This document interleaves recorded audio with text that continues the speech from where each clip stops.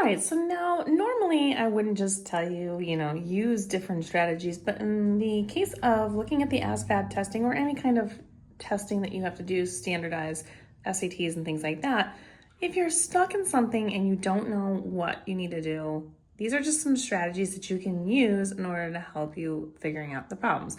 So in this case, this is called strategic guessing. So I'm not really gonna show you how to do this properly. I'm just gonna show you how to guess if you're not sure how to do this. So after eating 25% of these pretzels, we have Sonia who had 42 of them left afterwards. So how many did she have originally? And then we have 4 choices here. Well, 25% is a nice easy fraction there.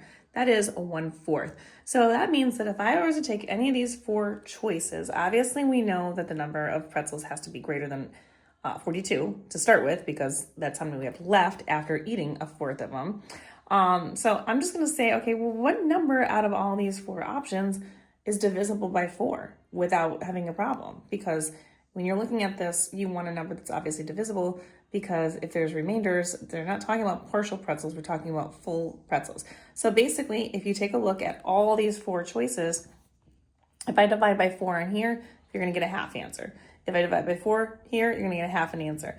If I divide by 4 in 56, 56 is the only one that's gonna give me a full number. And I'm just gonna show you this so you can see it with your calculator. So again, 50 divided by 4, because again, it's a 1/4, you get 12.5. You do 54 divided by 4, you get 13.5. You do 56 divided by 4, you get 14.